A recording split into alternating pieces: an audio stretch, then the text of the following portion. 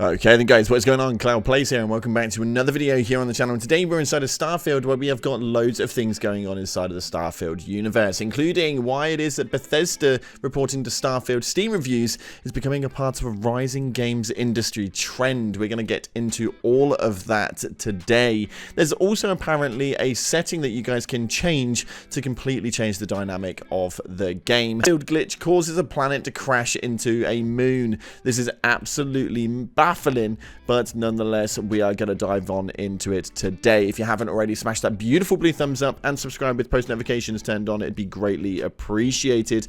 Also, on top of that, make sure you check out our sponsor, Advanced GG, the #1 clinically proven energy supplement on the market. My favorite flavor is cherry vanilla, but you guys can catch an array of flavors via the link in the description. Now, with that being said, let's dive on into some Bethesda news. So, why Bethesda responding to Starfield's Steam reviews is part of a rising games industry trend. Developers are replying to Steam reviews and have been for years. But Bethesda's Softworks stunned Steam users earlier this week when players discovered that Starfield developers were actively replying to negative reviews on Valve's Steam platform. It was unusual to see such a major company diving deep into reviews, as we did cover earlier on in the week, but what was even stranger was that the replies themselves. Some eye-grabbing quotes saw Bethesda arguing that Starfield is in fact not boring, comparing its sci-fi video game to the level of excitement Neil Armstrong and Buzz Aldrin might have felt when they landed on the bloody moon. Yes, you heard me right. They made the comparison to them guys right there. Now, these comments quickly made their way to social media, and when they did, many were stunned to see one of the biggest companies in the industry replying to crowds of displeased players. Some developers were quickly to clarify, though, that developer replies aren't new for everyone. Now, there has been a lot going on with this, and I want to know what you guys are thinking via the comment section below. We have covered a few of these earlier on in the week, but a few more are now starting to take frame. But is this a good thing or a bad thing? For me, it all depends on how this one rolls out. These negative reviews generally are constructive criticisms and ways that people can express their feelings about a game. On top of that, though, we also know that negative reviews inside of the gaming industry can also be a way of sort of trolling the developers and stuff like that and making the review platform look bad for a specific game. But realistically, responding to those negative reviews and being told that they're wrong on their negative insight is a little bit ridiculous. Now, not everyone is clear on the impact that waves a negative or even positive reviews can have on visibly on Steam. Through Valve did attempt to explain which games get the spotlight in a recent video. Ringrose, for example, is more concerned with reviews for projects that SMG puts out on the Google Play Store, where dropping below a 4.0 score could mean the difference between being featured or not. It is at least reasonable to suspect that the more positive reviews a project has, the more likely it will attract attention and be placed in front of potential buyers. But it doesn't work that way with Steam, obviously. This, for me, is a little bit of an odd one, and for me, the biggest key factor on this is that it is definitely a bad look to call into the questions that your players are giving to you. These questionable concerns, these constructive criticisms, these angry opinions on something that people have got. I think as a company, you probably shouldn't be doing that, and it is a bit of a bad look being able to tell your consumers that they're wrong. It just doesn't work in a level for me personally. Let me know what you guys are thinking via the comment section below, and if you actually had a response back off of Bethesda yourselves. Now, next up, though, there is a Starfield article right here from gamingbible.com that states Starfield is a different game if you change these settings.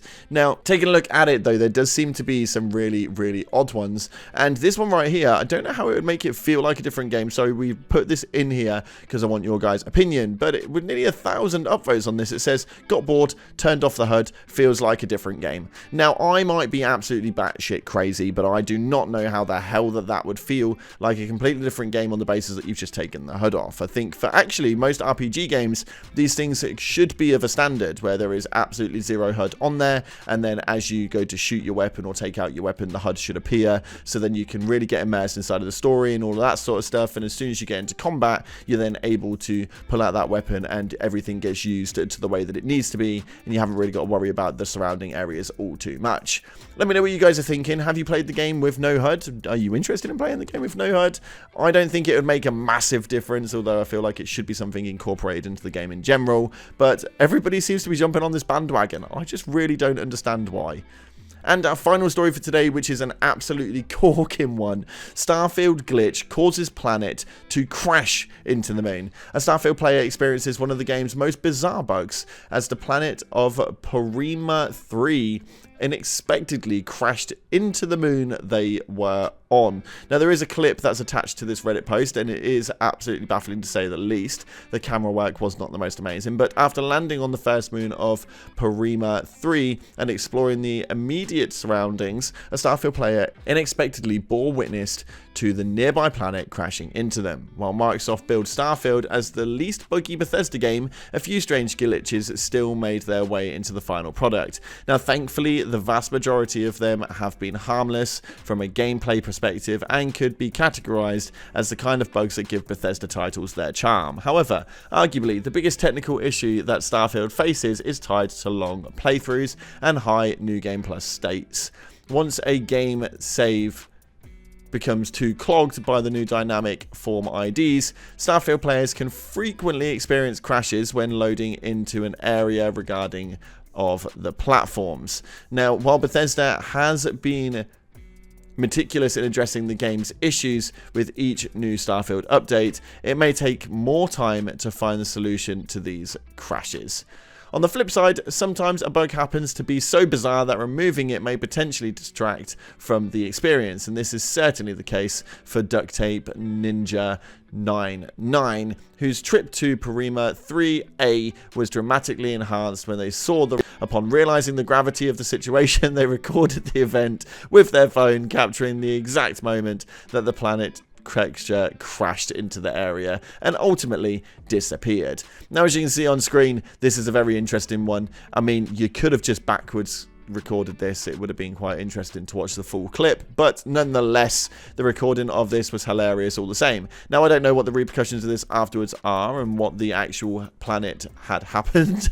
I don't know where it had gone or if it had disappeared inside of the game or not, but the reason why this bug occurred remains a mystery. But it has the same energy as the entire city of New Atlantis disappearing from the game, or a headless Andresia casually greeting the player in Starfield through the official modding tools of Starfield, are slated for release in early 2024. The team behind the unofficial Starfield community patch is already hard at work fixing some of the miscellaneous glitches that don't require access to the new creation kit. Given that the scope of the mod includes misplaced objects, a misplaced planet could certainly end up on the fix list at some point in the near future. This is an absolute baffling one, but one that I found absolutely hilarious nonetheless. If you guys have enjoyed this video at all, make sure you smash the beautiful blue thumbs up and subscribe with post notifications turned on. And if you got this far into the video, let me know by hitting a moon emoji in the comment section below. It'd be interesting to see how many of you guys actually get these far into the videos. But thank you so much again for watching, guys. I appreciate all of your faces, and make sure you stay tuned for any Starfield news here in the future. Thanks again, appreciate you all, and as always, I'll see you in the clouds.